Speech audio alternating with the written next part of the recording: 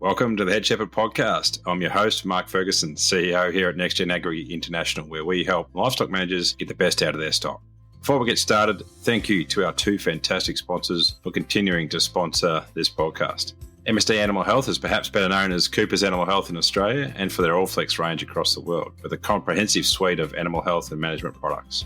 Honiger is a one-stop shop for wool harvesting and animal fibre removal. The Honiger team have a deep understanding of livestock agriculture, backed by Swiss engineering and a family business dedicated to manufacturing the best. We are grateful to our sponsors for their support, helping us bring Head Shepherd to you each week. And now it's time to get on with this week's episode. All of you listeners out there and all the great comments we get on various forums, for those out there enjoying Head Shepherd, this week we've got a marketer on. In fact, we've got Ben Simpson from OGA, which our company do a lot of seed stock marketing as well as many other things. But Ben's got a massive passion for photography, for telling the story of peoples and brands, and has been behind a few big names in the cattle and sheep industry, and is known to many out there. He's got a real passion for agriculture and livestock, as you'll pick up in the interview. So, yeah, great to have Ben along this week. We had a lot of fun recording this interview. We did it actually in person on his place. He'd cooked up a stunning lunch before we got into it. We've got a great video recording of this one as well. So if you want to watch along, by all means do that. I'm sure you'll get a few insights out of Ben's, particularly if you're interested in the marketing side of ag and the storytelling side of ag. This week on the Hub, we've released an article around pass-in rates in auctions. We've seen a pretty tough selling season in Australia, or tougher than what it's been for a few years maybe, and I think sometimes people get a little bit down on themselves when they pass a few rams in. I've got to argue in this article that should be what we should be aiming for. We should always have a few more in than are likely to sell, just to give people the full choice. People like being able to choose their type within your type at your auction. And I think if we have 100% clearance, often that means that somebody's grabbed a ram that maybe they wouldn't have grabbed otherwise. And if there was we might leave out rams that we don't necessarily like, but someone else does. And we've certainly seen that where we put a spare ram in an auction and ends up topping the auction and going someone very happy with it, where it wasn't actually destined for the sale. So I think, I guess for those people out there who passed a few rams in this year, I think feel relieved. That's probably doing the right thing by your buyers by having a few extra in there. Others really do judge themselves on their pass-in rates. Up to you, but I guess my thoughts are that having 10, 15, 20% of rams pass in is not a massive fail. It just means you've given your buyer some choice this year. Obviously, it's we all want to sell, or everyone selling rams or bulls wants to sell all of them, and that's natural. But I think we're likely to always have a few pass in, and I just wrote this article to kind of justify why I think that's not a bad thing. But anyway, jump in there, have a read in the Hub. The Hub's going great. We're getting that article out there every week. And if you've signed up, you'll get our newsletter every fortnight as well. So definitely jump on and sign up for those things if you like listening to Head Shepherd. You'll get some insights from how we're thinking as we go as well. So jump on there and sign up. We'd love to have you in that area. Righto, we'll get on with this week's show with Ben Simpson live at his farm in Australia, recorded a couple of weeks ago. Righto, welcome back to Head Shepherd. We're recording this one in person. Often we do this by web, and so I'm sitting in some virtual camera somewhere and not chatting properly. But today I have the great pleasure of being with Ben Simpson. Welcome to Head Shepherd, Ben.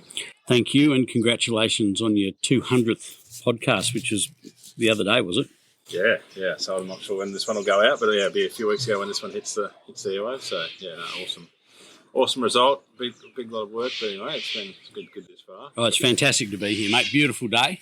Cracking day. We've got a few crows in the background, which are adding to the joy. And one miniature sausage dog on heat, and one of my son's young working pups underneath my feet. So there's going to be plenty of interruptions.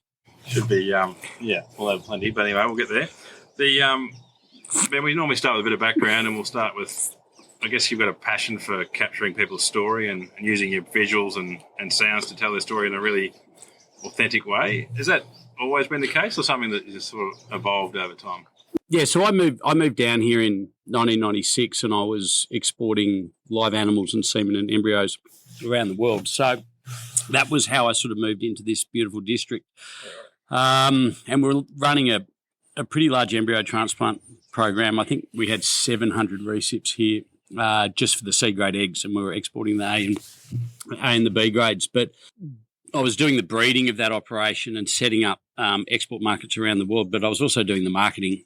So I was doing my own communication and my own visuals to sort of accompany what we did. So it evolved. My ex-wife and I sort of started OGA as a continuation of that, and very quickly it turned into a creative agency, and now we're lucky enough to go from Western Australia all the way to New Zealand, working with some pretty amazing people.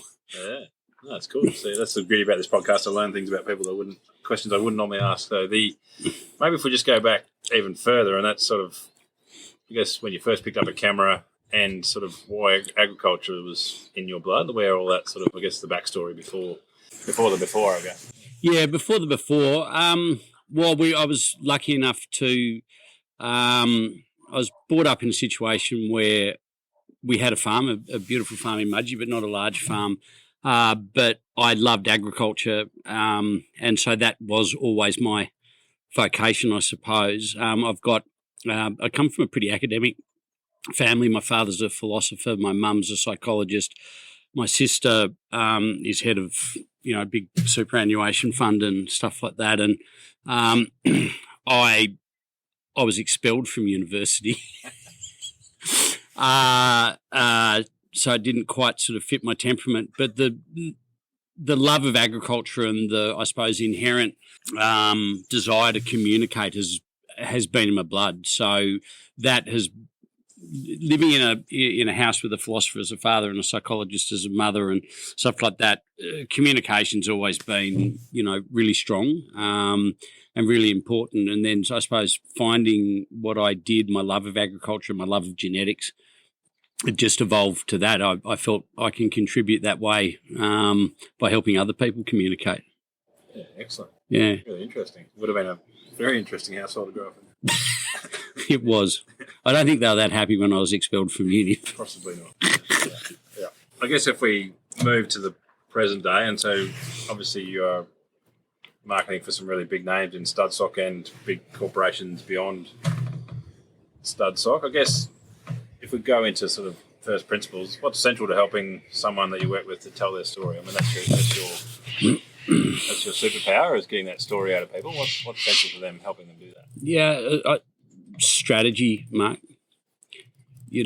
Strategic mapping is the central thing that we do for our company. So, as I said, OGA started with me and then with Jules, and now it's got 12. We've got 12 really, really good people in the company. And strategy, I mean, yes, I am a photographer and a filmmaker as well, and I still love doing that. But strategy is, I'm the lead strategist for the company, and our strategic mapping that we do we work with transport companies, agricultural companies, manufacturing companies.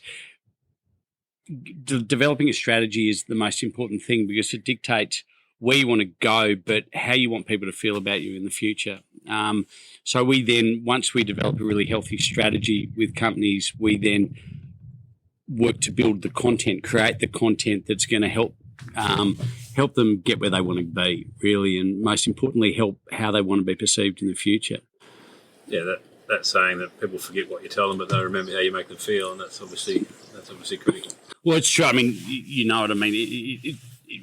Ultimately, everyone's purchasing decision is made emotionally. Ultimately, yeah. So it might be, 20 decisions that are mathematical to get to your final two. But when it's at the final two, ultimately you go with the one that you feel more emotionally safe with, and that's what we try and do with companies. And it's essentially that forms it. The other thing is, we do work with a lot of the same people, Mark.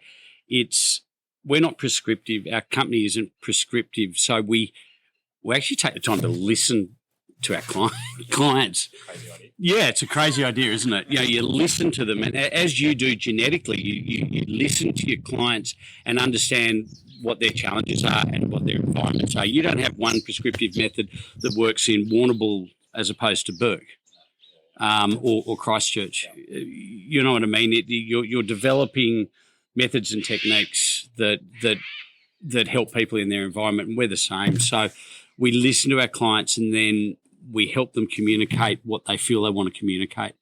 And I think that's essentially makes us different, because every day we're communicating on behalf of our clients, and that makes such a massive difference in ag, especially in ag.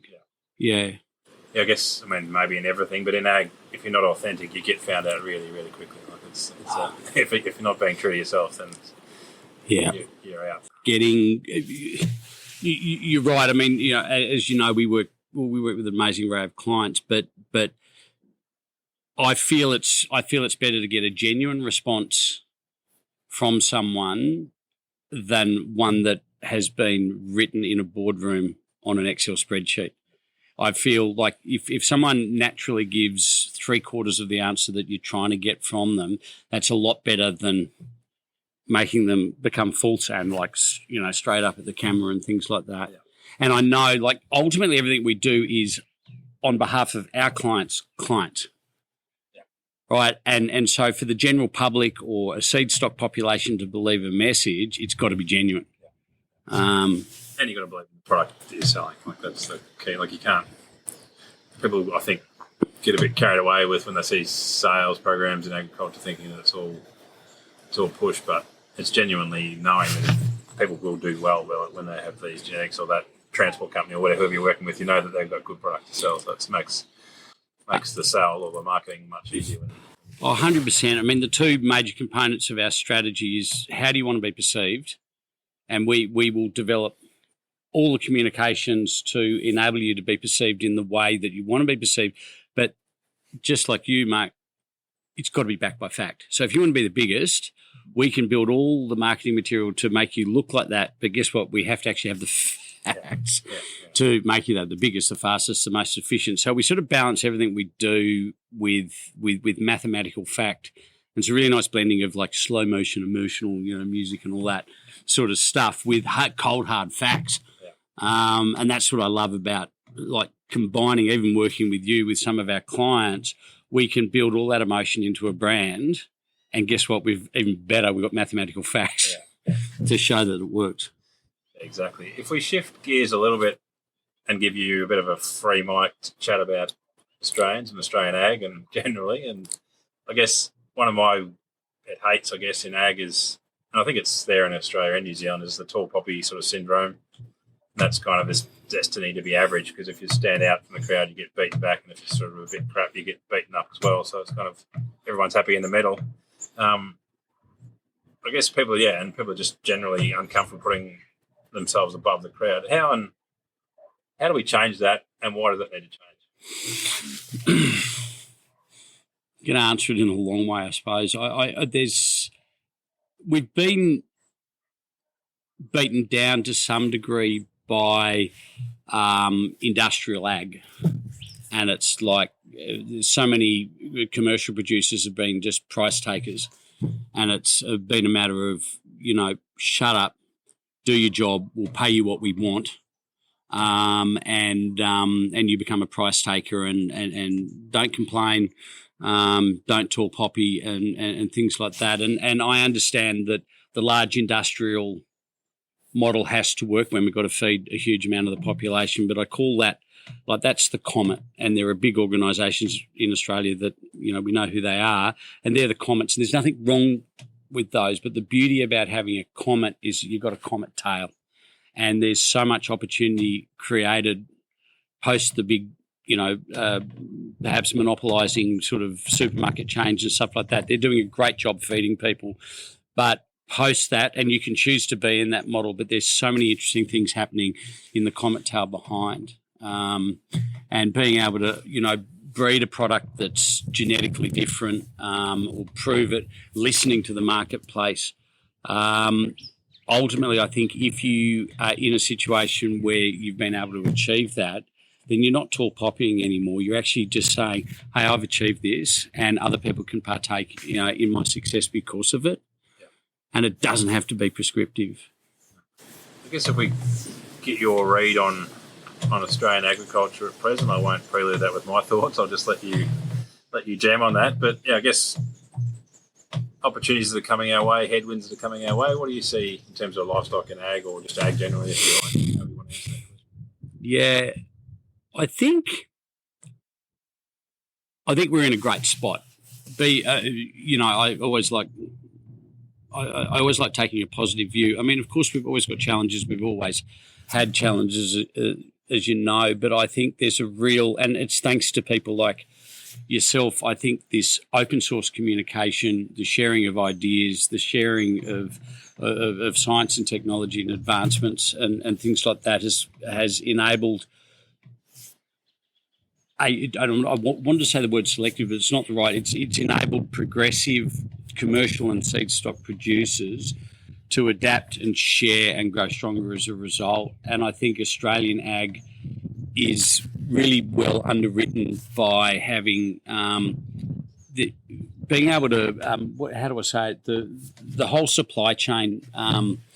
The security inside the supply chain and being able to, these days we do operate in a global market. So we've got now not only seed stock producers telling the stories, but we've got commercial producers as well, because some of our really large scale commercial guys understand that their brand, yes, they're wholesalers, but their brand, if they want their brand to be taken up or bought, their products, whether it be grain, wool, or meat or anything want to be taken up by a larger sort of globalised company, then their brand also has to have the similar values and brand propositions put into it in regards to looking after the environment, being traceable, being really authentic in what they do.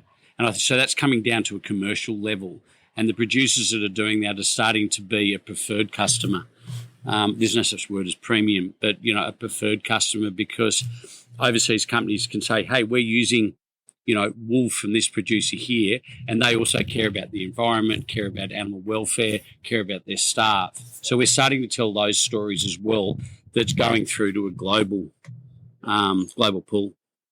While that can sound too far away, I suppose, if you're out the back Burke farming a few sheep or whatever, like you think that's miles away. But even down to having that good story and that good communication strategies, like they're the people that get priority staff. They're the people that people seek out to get a job with, and so making sure you've got a story to tell and you're telling it well has local benefits as well as those sort of global benefits. It is. I think we've only just started. As you know, we're lucky enough to work with Meat and Livestock Australia, and I think they do an incredible job. And it's an enormously hard job because they have so much of that industry that they have to represent. But I've been lucky enough to be involved with the Australian Good Meat, which is a proactive arm of Meat and Livestock Australia that we're pushing positive stories into the meat-eating and non-meat-eating areas of urban Australia. And being proactive about agriculture, I think, needs to be, for the next 5 to 10 years, I think that is our most crucial thing that we can do for agriculture. I think Australia is a beautiful country. We produce an incredible product, whether it be wool or meat or grains. We've got this amazing island that's locked up from the rest of the world, and we're one of the largest exporters of food in the world. So we've got a great story where we've only just started to understand the power of being proactive, of communicating what we do and making other people feel good about our products. Yeah, I guess that sort of leads on to my next question, which is on your thoughts on how well we currently communicate with those end consumers and your thoughts on whether we're doing enough. Well, I mean, I think we've started, and I think that's really, really important. I think there's with some parts of the industry, dare I say it, wool and the non-mulesing thing, I think there's been various representative bodies that have had their head in the sand in regards to non-mulesing. I remember a beautiful Italian wool company pulled me into their boardroom maybe 5 or 6 years ago and said, Ben, like, help us. We can't buy Australian wool. And that's on a commercial level 6 years ago, but yet we're still not really doing anything about it. And, you know, the whole non-mulesing thing, the world doesn't want mulesed wool. And we know from other people that we work with in the industry, like Howard Perry Husband and Pollinate, we've actually got facts and numbers behind that. I don't want to quote them because I'm not an expert in it, but we're at a critical point with the mulesing debate that if we don't proactively fix it and also genetically fix it, I think there's a real potential. It not only could, it's already affecting wool, we know that, but imagine if it got into lamb. Imagine if Australia eats lamb. We're so proud of our lamb. Sam Chickabuch, you know, all of that. Like we eat lamb, but imagine if the mulesing thing gets into lamb. Which has already been discussed. So, you know, I think there's lots of examples like that where we just have to front foot reality and put our maybe personal preferences and biases aside and know how. I mean, I guess the way I always think about it is if you think it's not going to be there in 20 years, then you may as well. I love the quote from Bill Malcolm, which is act now as if the future you believe is already in place or something along those lines. Like, if we know the future because we can kind of predict what consumer sentiment's going to be or is already, we kind of just got to get on with it. And that's not just a mulesing debate. That's an everything around our credentials as landholders, as animal welfareists. Like, every farmer loves their animals more than anyone, but we just need to make sure we're doing it in a way that we can really tell it. 100%, and it's using.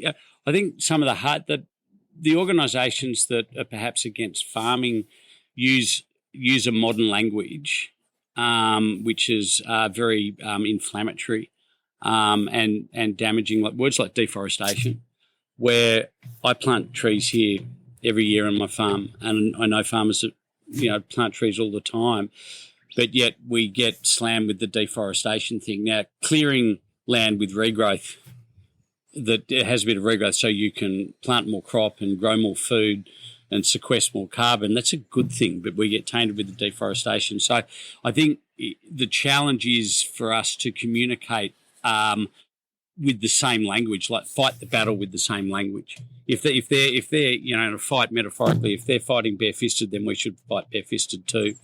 But all in all, I think, again, we can overcome so many of the potential negatives in agriculture by constantly promoting positive stories. I think every Australian, I think every New Zealander should bloody love farmers. Yeah. And I think, I live in a city and I think 300,000 people, not a big city, but I think I've never met an individual that doesn't love farmers. So I wonder how much of our concern is listening to the story of a minority too much and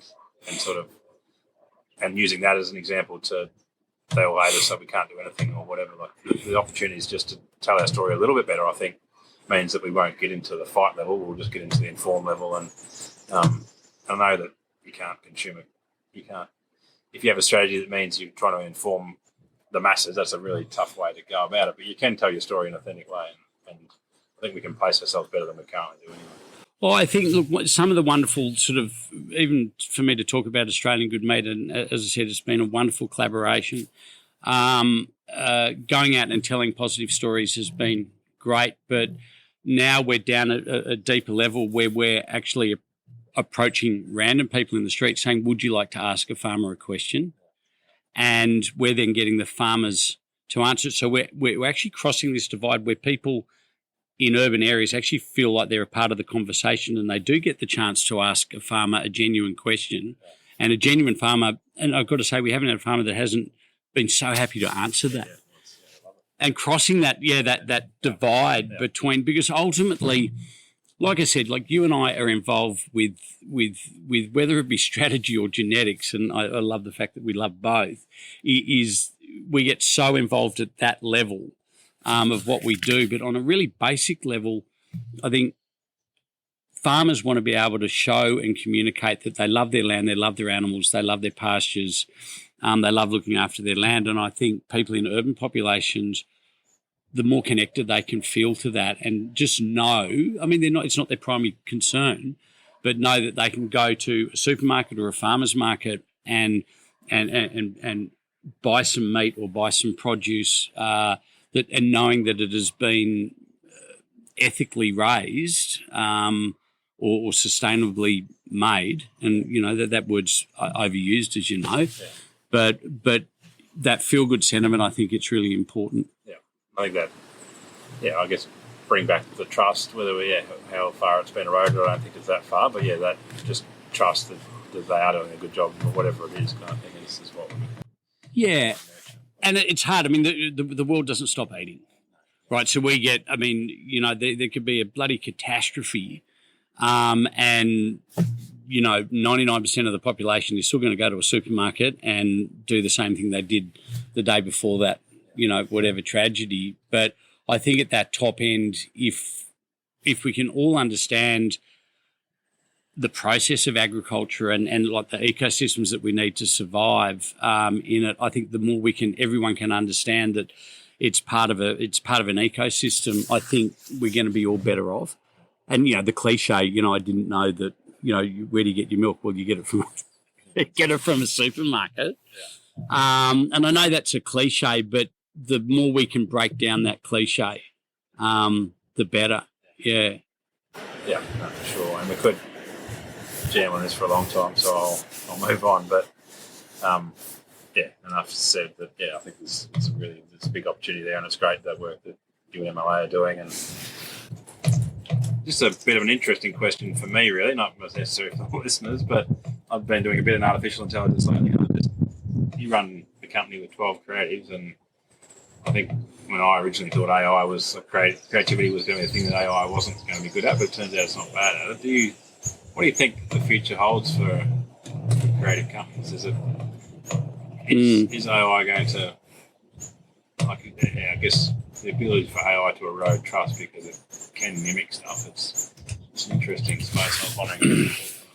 Yeah, I mean, the dangers are obviously there. Our company certainly embraces AI a lot. I suppose the main reason we use AI, not in a video sense, but in a communication sense, is that AI can sort through 4 pages of crap and break it down, and all AI results need to be re-edited. But it can save you a day of work to strip back or clean. As you know, with data's no good unless it's cleaned. And the cleaner your data. So I think AI has some amazing benefits for all of us. But even now, like I know I've come across 2 highly priced pieces of communication lately that like that has been written by AI. And I've been, lucky enough to say to these companies that have paid a lot of money for it, it's like someone's actually just AI'd this and cut and pasted it. So, I think it's so exciting, AI, with what it can do from a breeding point of view, from an analysing of genetics to even analysing the weather, to analysing data. I'm all for it. But to go to you to from a visual, we all know. I mean, look, even maybe to answer your original question, like what's the importance of photography? The importance of visual in our company, and we are a visual marketing company, is that it takes 1/80th of a second for an image to hit you subconsciously, either negatively or positive. It doesn't matter. It's 1/80th of a second. So it's the only legal subliminal advertising thing that we can get, the visual. So whether it be a good photo of a ram or a good photo of a wall versus a bad photo, it's hitting you back here before you know it. And so the power of visuals are really, really important. And of course, so we are going to navigate a minefield where AI could do some really damaging stuff as well.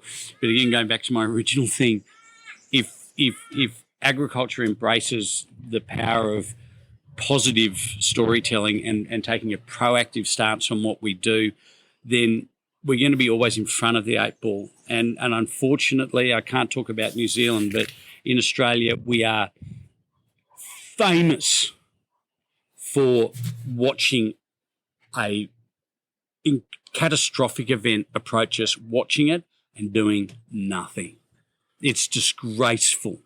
And, you know, we all know it, but some of the things that agriculturally have happened in Australia where we knew it was happening, knew it was coming for up to 6 months, and we've done nothing about it. As you know, in private wealth and private wealth companies, you wouldn't last a day in a company like that. Yeah, no, attractive. The front foot has got to be the way forward. Possibly the toughest question for the interview is the one that slows people down a bit, and that's what's the last thing you changed your mind about? Oh, Jesus, mate. I could go all woomy-toomy on you here. Yeah, well, it's up to you. I did think about this question this morning in bed as I had my coffee and, you know, pondered the sunrise. And so I'll answer it the way I've decided to answer it. But I suppose I love what I do, and I'm highly motivated, and I'm driven, and been really lucky to. I've got an amazing company, and even the stable of our clients that we have, the collective of our clients is probably second to none, and organisations that I'm honoured to work with. So everything I've done has come off my drive and my passion. I love that, but you know, so that means I'm highly motivated by my thoughts and my feelings. And now with various amounts of help, I'm learning to make decisions off my goals in life and my values in life, not just my thoughts and emotions.